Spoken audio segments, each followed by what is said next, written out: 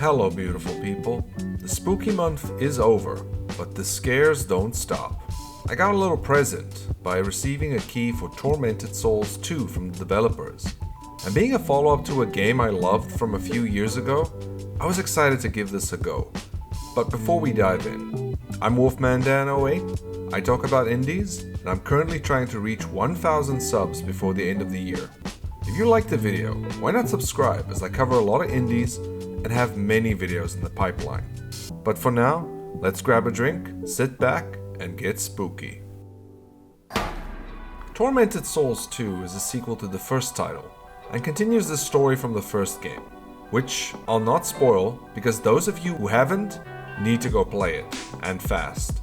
It's a fun homage to old school horror games, and while not perfect, has a great atmosphere and is a fun mixture of Resident Evil cheesiness and Silent Hill styled otherworldly horrors and puzzles.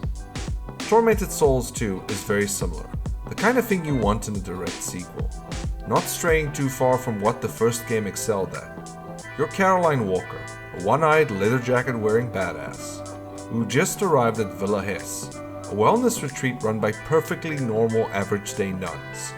You arrive, get the treatment, and leave feeling much refreshed. If this wasn't a horror game. No, the nuns are up to shenanigans, and you wake up with your body covered in metal spikes. Similar to the first game where you wake up naked in a bathtub. She really has the worst luck. Walk around the mysterious villa, all with fixed camera angles, solve puzzles, fight horrible monsters, and just make sure you always have a light on to survive. The game has tank controls if you're a purist like me, or analog if you want to play the game wrong. I'm not judging, you're just wrong. Combat involves just holding the aim button and she'll automatically aim in the monster's direction. You can move around with your gun out, and there's a dodge button to move back if you need some space. So it's a very simple game in concept, but it takes all those elements and utilizes them in ways that I want to talk about in the next section. Tormented Souls 2 is kind of the perfect follow-up. While not mechanically a step up, it's such a great refinement of the mechanics I liked from the first game. The environments are gorgeous, and the way small beams of light come in through the windows, mixing with the dust, really pulls me in.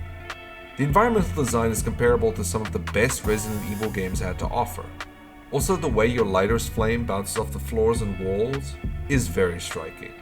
I do have to give extra credit to the art design, since you're moving around the convent, there's a lot of religious imagery and art scattered around, and some of them are very memorable. The statue of the saint holding a piece of paper was more striking than I thought it would be. They clearly made the environmental design front and center, and I think we should all give them a big applause for that. Later on, you'll get to leave the mansion and walk around the streets, and some of the little buildings you enter just feel ripped straight out of Silent Hill. A lot of detail and care is placed in the room layout, and items scattered in every location. Which is great, because you'll be backtracking a lot. The game does suffer from some of the same tropes of a lot of these games do.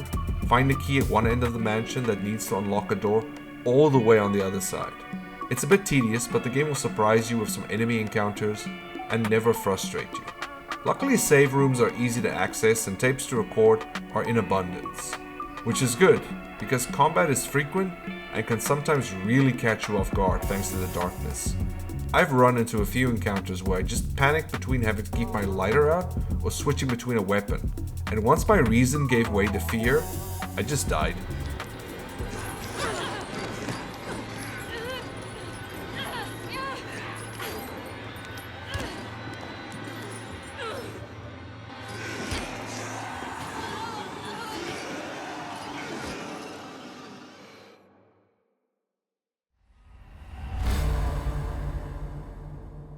Luckily, you can light these standing braziers to help you keep the light going, and then whip out one of the many improvised weapons the game provides you with. The weird, almost steampunk weapons from the first game make a return. You have the nail gun, which is reliable but lacks punch, a single barrel shotgun, which gets more barrels added over time, great for taking out enemies quickly and up close, and then melee weapons.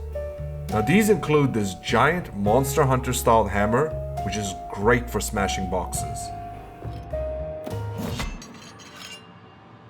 That's embarrassing. Also for taking down murderous dolls. There's a dodge button which I never used except in boss encounters. on accident. It just feels a bit too clunky. Expect a wide variety of enemies to fight, from pigs with metal parts, crabmen, actual giant crabs, mannequins, and ghost women who annoyingly disappear after every attack. The way the game ramps up difficulty is something that few horror games get right. It never overwhelms or frustrates you. Sometimes you'll get locked in a room and be forced to fight a bunch of monsters, but it happens just rarely enough that you forget about it, so that every combat encounter becomes a nice little surprise, and really challenges you to stay on your toes instead of getting comfortable with your abundance of ammo and health items. One of the things I really enjoyed about this game, and the first one, is the puzzle design. Now, you have your standard find a key to open a door, slide puzzle, read a note to find a key on it so you can open up a keypad, all that stuff. But then you have really interesting puzzles. One I definitely enjoyed the most is the chess puzzle. You'll find a chessboard, and on the back you'll see the movement of the different pieces. Now you have to correlate that with a certain number of directions the piece can move in, and there you figured out a key. I really enjoyed that puzzle. It scratched my brain a bit because I was looking at it and thinking to myself, what could this be? And then, like a light bulb, it just clicked on. And I really like that about this game. There's a bunch of puzzles like that. I don't want to spoil them. If you get invested in this game, I would suggest not necessarily looking up a guide. Yes, I did it. I got stumped more than once. Just try. Use a little gray matter. See what you can do. Now let's talk about some black marks on the game's perfect record. Firstly, it crashed quite a few times once I got to the school much later in the game. I had zero issues with it until then. At one point I lost about 30 minutes of progress, and considering all the backtracking and item management, it was very disconcerting to have to do all that again. Next, let's talk about the backtracking. It does become a bit frustrating. Thankfully, the game gives you plenty of shortcuts to unlock and find if you keep your eyes open, but it still feels tedious, and only more so after a few hours in. Thirdly, and this might be a bit controversial, I don't think the story is good.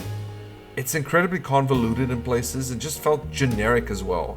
I know gamers like their lore, but without spoiling things, it just kind of felt a little like Lovecraft's greatest hits without the soul or genuine terror to back it up.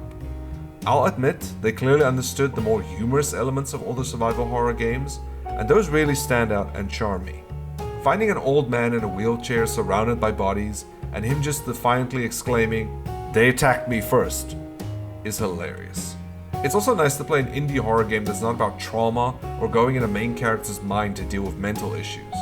The monsters are real and hungry.